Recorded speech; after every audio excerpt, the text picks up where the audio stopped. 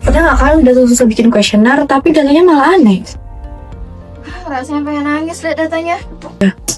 Tenang, ini tuh karena kita sering lupa sama dua hal penting ini. yakni validitas dan reliabilitas. Bayangin, kita punya timbangan 5 kilo. Nah, itu selalu nunjukin timbangan itu akurat. Itu namanya reliable. Nah, tapi apakah itu valid? Tentu saja tidak valid. Nah, kuesioner juga begitu. Kuesioner itu harus reliable, tapi yang reliable belum tentu valid. Pertama, validitas isi. Ini tuh kita minta kepada pakar buat ngecek pertanyaan kita, apakah pertanyaan kita udah sesuai atau belum. Terus, yang kedua, itu ada yang namanya validitas muka, yang dimana kita coba ke calon pengguna atau calon responden, apakah pertanyaan yang kita buat udah bikin mereka paham atau malah bingung. Nah, kalau itu malah bikin mereka bingung, harus direvisi. Validitas konstruk. Nah, ini yang seru ya nih di validitas konstruk. Kita kan mau ngukur nih hal abstrak apa kayak kepuasan gitu. Nah, ini yang disebut variabel laten.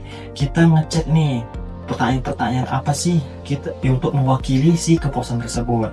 Nah, validitas konstruk di sini nantinya akan memilih pertanyaan-pertanyaan yang benar-benar mewakili si kepuasan tersebut.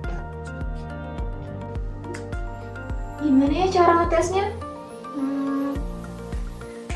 Gampang. Kita pakai item dikurang total correlation di SPSS aja.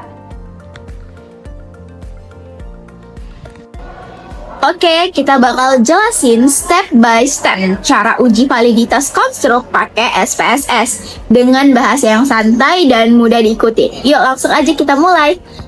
Nah, di slide pertama ini, pertama-tama pastiin kalian udah buka aplikasi SPSS di laptop atau komputer kalian.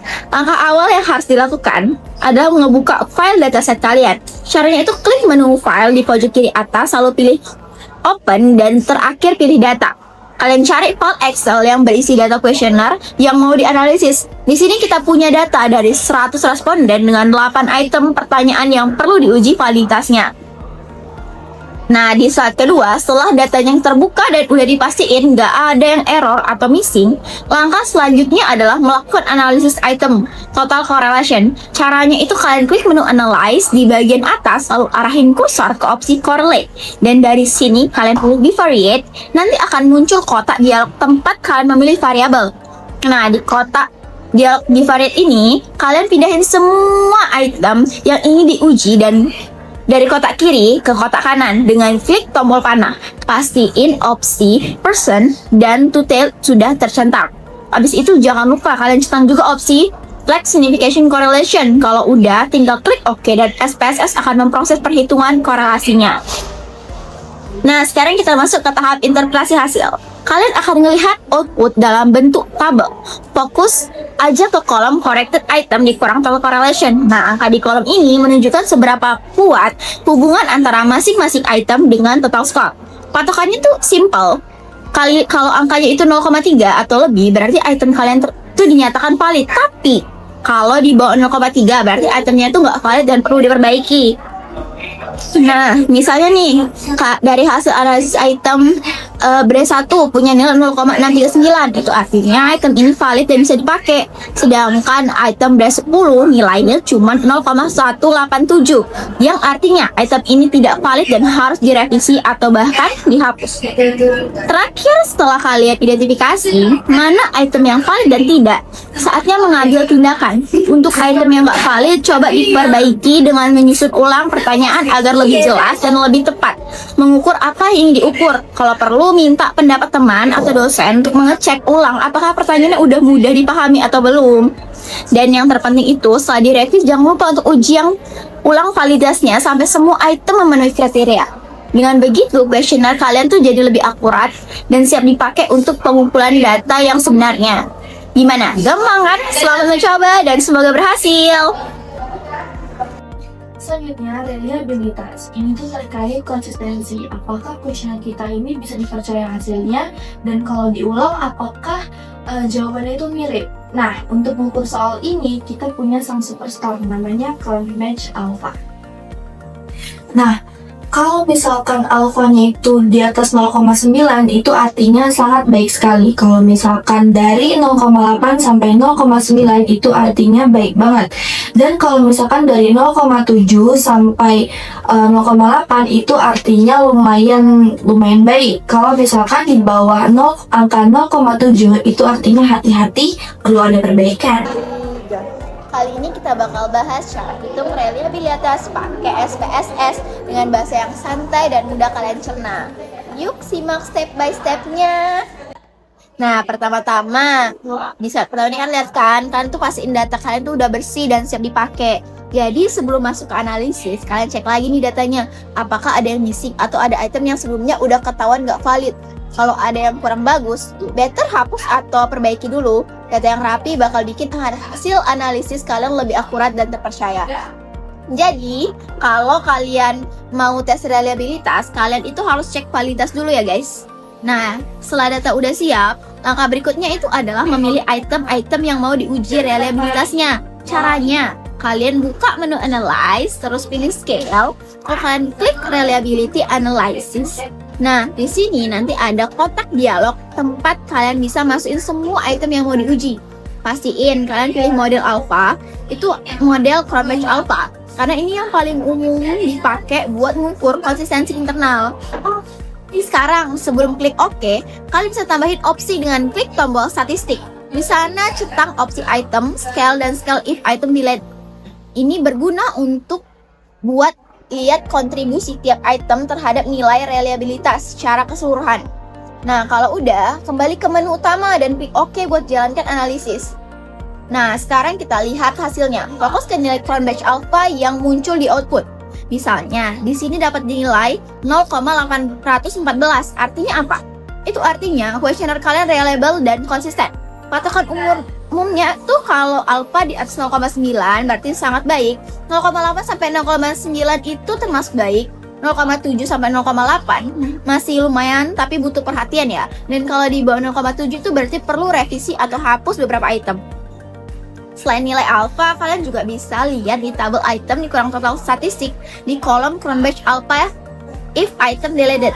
Kalian bisa evaluasi nih, apakah ada item yang justru bikin nilai alpha kalian turun. Kalau iya, berarti item itu kurang konsisten dan bisa dipertimbangkan buat dihapus atau diperbaiki. Terakhir, setelah semuanya dianalisis, kalian bisa simpulkan apakah kuesioner kalian sudah reliable atau belum. Ingat, reliabilitas itu tentang seberapa konsisten alat ukur kita. Jadi kalau nilainya udah memenuhi, kalian bisa lanjut ke tahap analisis berikutnya.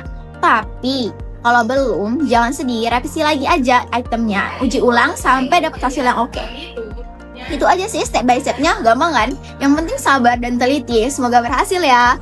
Bye-bye. Nah, sekarang kita lihat contoh nyatanya. Ada yang namanya penelitian tentang kepuasan bermukim. Awalnya mereka menggunakan model CFA, Confirmatory Factor Analysis, yang dimana awalnya mereka menemukan pertanyaan yang lemah nih. Nah, kemudian pertanyaan yang lemah tersebut dihilangkan atau dihapus sehingga modelnya berubah menjadi fit, yang dimana artinya kuesioner tersebut sudah valid dan reliable. Ada poin pentingnya nih, yang menarik, mereka menemukan fakta bahwa kondisi lingkungan lebih memengaruhi kepuasan daripada bentuk rumahnya. Nah, ini baru yang namanya insight. Jadi, validitas itu untuk kita memastikan kita mengukur hal yang tepat. Sedangkan reliabilitas itu untuk memastikan hasilnya konsisten. Nah, dua hal ini dapat kita uji dengan statistik. Oke guys, teman-teman. Jadi validitas dan reliabilitas itu sangat-sangat beda ya. Nah, jadi di sini kita akan menyimpulkan, terus kita akan kita hubungkan dengan yang namanya itu statistik. Jadi intinya itu penelitian itu nggak cuma tentang ngumpulin data-data doang, tapi gimana sih caranya kita yakin kalau data yang kita pakai itu benar-benar bisa dipercaya atau enggak. Nah, jadi kita akan bahas reliabilitas dan validitas dan kita hubungkan dengan statistik.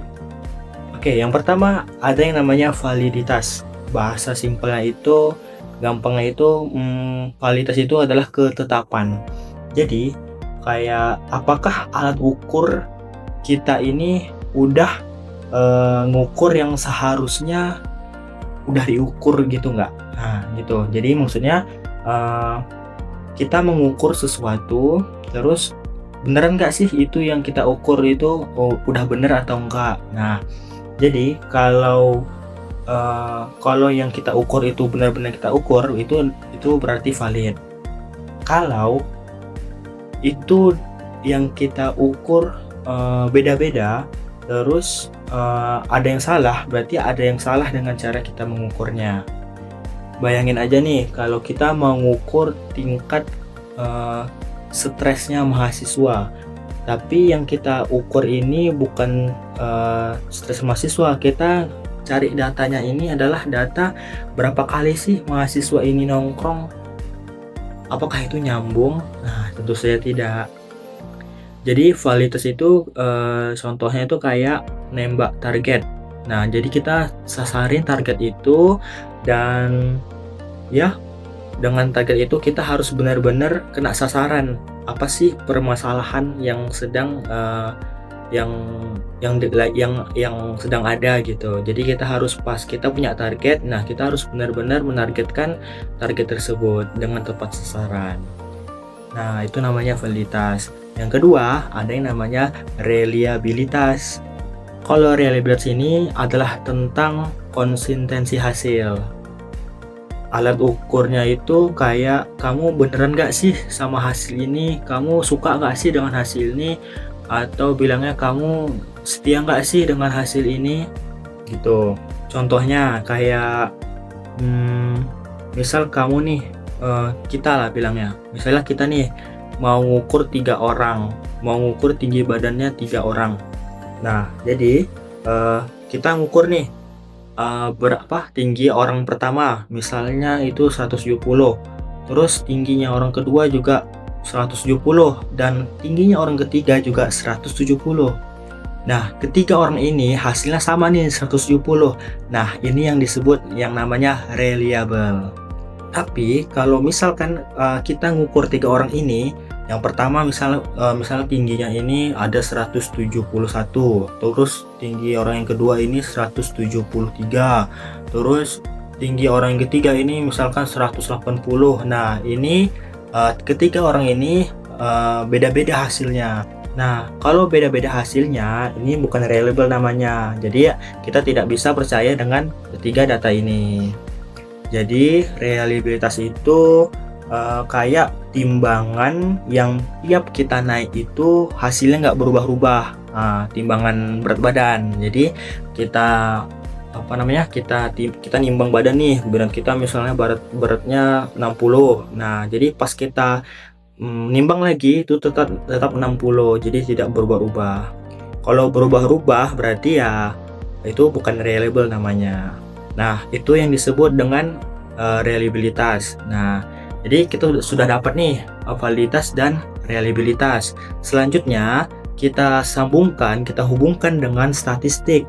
Jadi statistik itu alat bantunya. Nah alat bantu buat ngetes nih apakah alat ukur kita ini udah valid atau udah reliable apa belum. Nah jadi statistik ini adalah untuk pembantunya. Jadi kalau bilangnya itu validitas dan reliabilitas ini mentahnya. Nah statistik ini pembantunya.